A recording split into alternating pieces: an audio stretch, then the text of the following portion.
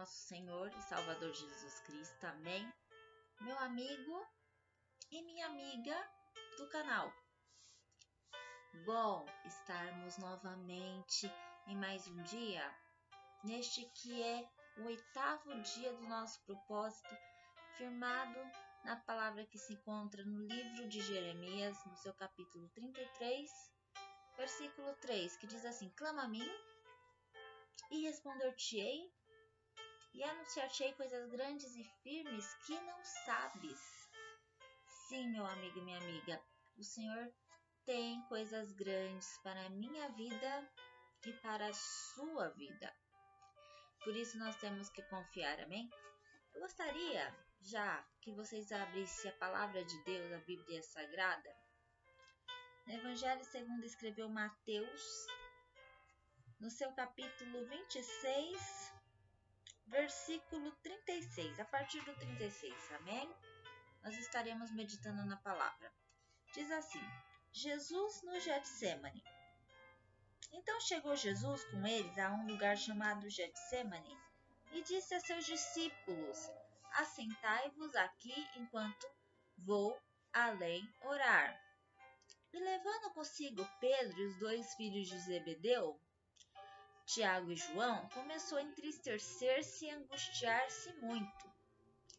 Então lhes disse: a minha alma está cheia de tristeza até a morte. Ficai aqui e velai comigo. E indo um pouco mais adiante, prostrou-se sobre o seu rosto, orando e dizendo: meu Pai, se é possível, passa de mim este cálice, todavia não seja como eu quero, mas como tu queres. E voltando para os seus discípulos, achou-se adormecidos, e disse a Pedro: então nem uma hora pudestes velar comigo? Vigiai e orai, para que não entreis em tentação. Na verdade, o espírito está pronto, mas a carne é fraca. E indo segunda vez, orou, dizendo: Pai meu, se este cálice não pode passar de mim sem eu beber, faça-se a tua vontade. E voltando, achou-os outra vez adormecidos, porque os seus olhos estavam carregados. E deixando-os de novo, foi orar pela 3ª vez, dizendo as mesmas palavras. Então chegou junto dos seus discípulos e disse-lhes: dormi agora e repousai, eis que é chegada a hora e o Filho do Homem será entregue nas mãos dos pecadores. Levantai-vos, partamos, eis que é chegado o que me trai. Glórias a Deus. Meu amigo, minha amiga, aqui na palavra, no Evangelho segundo Mateus 26, Mateus relata o momento que Jesus ele estava no Getsemane e ele chamou os 3 discípulos mais chegados, que era Pedro, Tiago e João, para ir junto ao Getsemane, ou seja, ao Monte das Oliveiras, porque já estava chegando a hora que o Senhor Jesus seria entregue aos sacerdotes, aos religiosos. Então, chegando ali no Getsemane, Monte das Oliveiras, o Senhor Jesus compartilha com seus discípulos mais chegados, com os 3, que ele estava angustiado, que a alma estava aflita. O Senhor Jesus estava muito entristecido, muito angustiado. E ele fala assim que a alma dele estava cheia de tristeza. Era como se ele sentisse a morte se aproximando. Então a alma dele se encheu de tristeza. E ele estava muito aflito, muito angustiado. E ele compartilhou ali com os 3 e se retirou um pouco logo à frente para orar. Aí em oração ele clamou. Em oração ele bradou a sua voz, clamou ao Senhor. E disse assim: Pai, faça de mim o que queres, mas, todavia, não seja feita a minha vontade, mas seja a tua vontade. Passa de mim este cálice, mas que seja feita, Pai, a tua vontade, não a minha vontade. Aí ele torna aos seus discípulos, aonde estavam os seus discípulos, porque Jesus, creio eu, estava com a alma batida. Ele estava angustiado, ele sentia a morte se aproximando, ele sentia toda a angústia que a morte causa na vida do homem.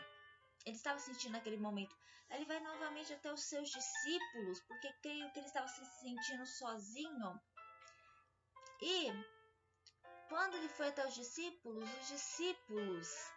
estavam adormecidos, pois era um propósito dos olhos dos discípulos estarem carregados, pesados, eles não aguentassem vigiar com o Senhor.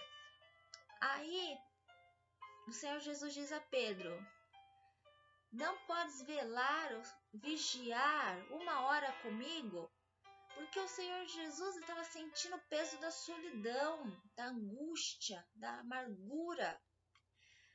E mais que ele quisesse ter um momento ali com o Pai, clamando com o Pai, ele estava sentindo falta também de um consolo amigo, alguém que estivesse ali com ele naquela hora tão difícil.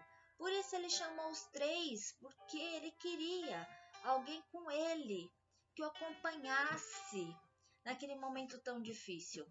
Aí ele voltou a orar e novamente as mesmas palavras: Pai, se for possível, se queres, passa de mim este cálice sem que eu beba, mas que seja feita a tua vontade e não a minha vontade.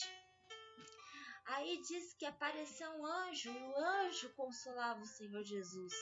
Aí que a alma do Senhor Jesus se abateu mais, pois o anjo estava consolando, não era para entregar ao Senhor Jesus que a vontade dele seria feita e não a do Pai, mas que o propósito de Deus para a vida do Senhor Jesus, o propósito de Deus para a vida da humanidade se cumpriria.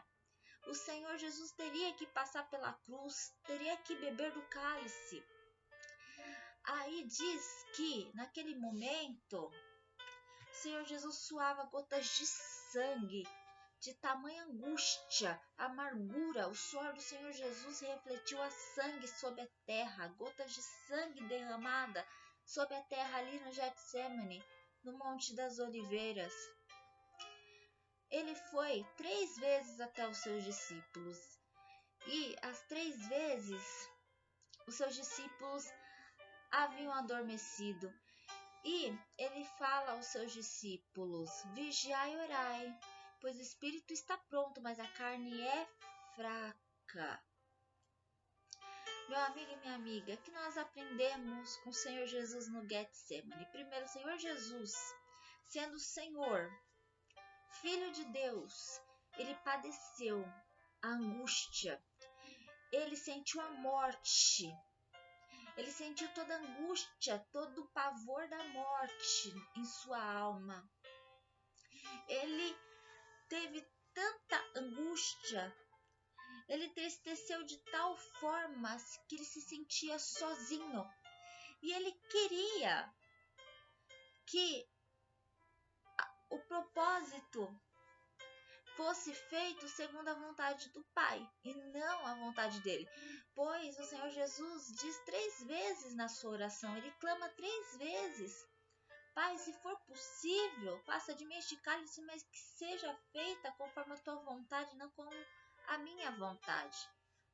Só que ele sabia que o cálice que ele iria beber seria o cálice da dor, seria o cálice das feridas, pois ele padeceria, ele sofreria naquela cruz, ele padeceria pelo pecado de todos os pecadores, de toda a humanidade.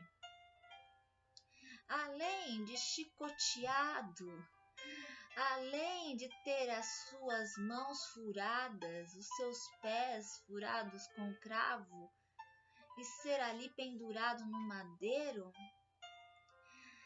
ele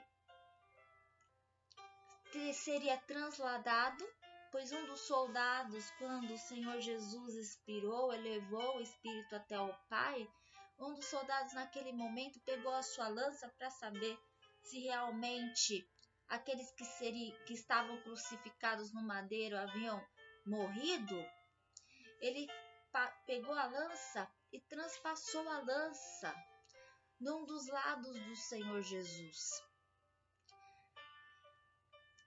Meu amigo, minha amiga, muitas vezes nós passamos por um momento de tamanha amargura, de tamanho sofrimento, de tamanha angústia na alma, que nós elevamos a nossa voz em oração, o nosso clamor em oração, e nós pedimos ao Pai: Pai, passa de mim essa dor, passa de mim este problema, passa de mim essa dificuldade, pois eu não aguento, eu estou sem forças, eu cheguei ao limite. Porque, meu amigo, minha amiga, quando você principalmente está buscando a Deus, está num propósito como este, de clamor ao Senhor, as lutas vêm, os ventos vêm, e nós somos fracos, a carne é fraca. Aqui o Senhor Jesus, ele alerta os seus discípulos: vigiai e orai, pois o espírito está pronto, mas a carne é fraca. E muitas vezes nós padecemos na carne, meu amigo e minha amiga. Nós padecemos angústia, nós padecemos dor, nós padecemos por uma tristeza inexplicável. Sabe quando a tua alma está abatida e você não sabe explicar por quê? Você está triste, nada serve para você, nada está bom. Você gostaria muito que algo se concretizasse, que se realizasse na sua vida? Mas não é feita a tua vontade, mas sim a vontade de Deus, meu amigo, minha amiga. Por quê? Porque se você for obediente, se você saber esperar o tempo de Deus, sempre vai ser feita a vontade de Deus na tua vida e não a tua. Pois, se fosse feita a tua vontade, você mesmo faria do teu jeito, do teu modo.